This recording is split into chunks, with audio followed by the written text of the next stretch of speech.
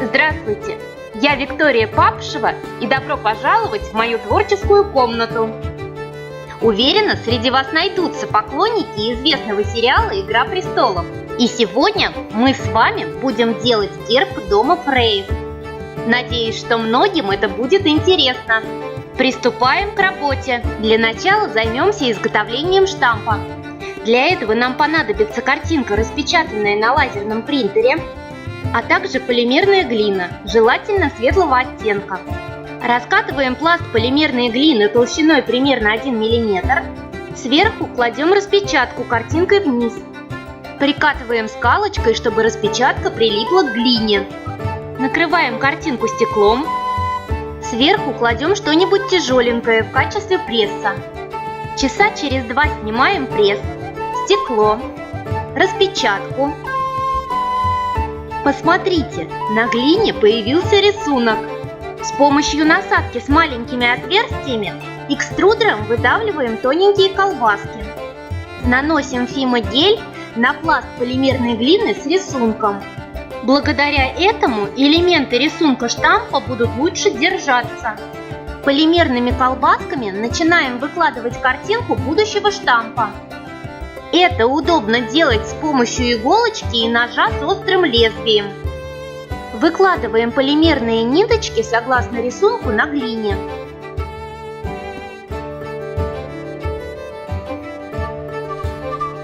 В результате получается выпуклая картинка.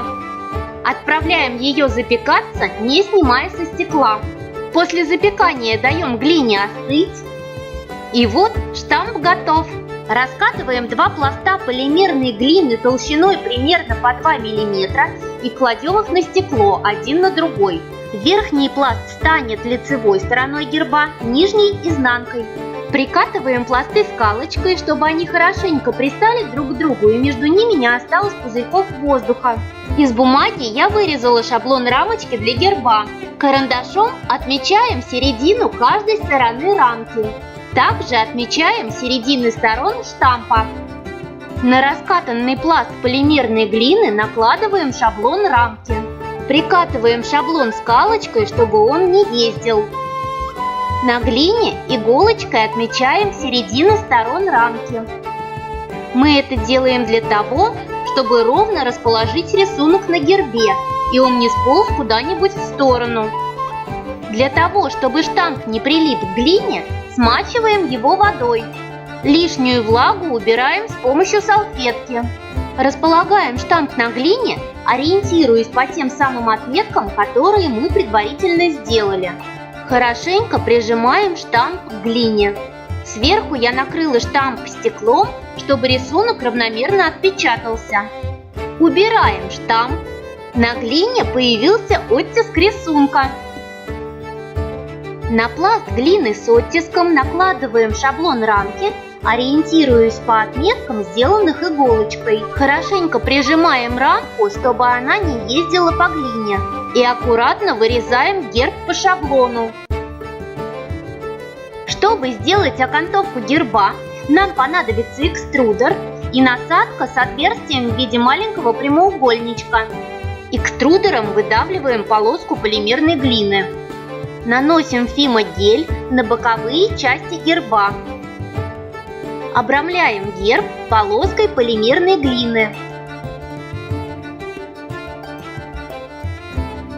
В результате получилась аккуратная рамочка.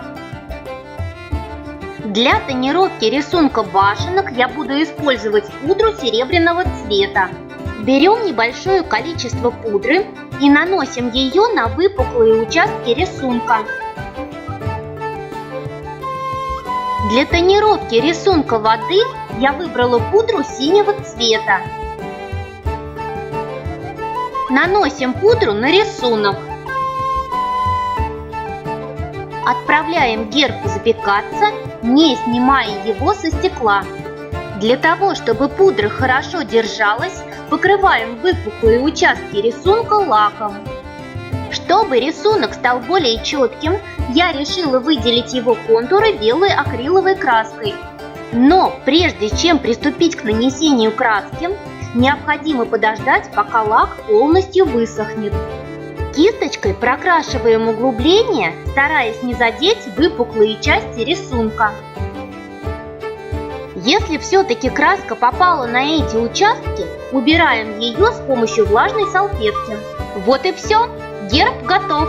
Любуемся полученным результатом. Эту технику я уже применяла для изготовления других гербов. Посмотрите, что у меня получилось. Ставьте лайк, если вам понравилось это видео, и подписывайтесь на мой канал, а также на мою группу ВКонтакте. Ссылку на нее вы найдете в описании под видео. До новых встреч!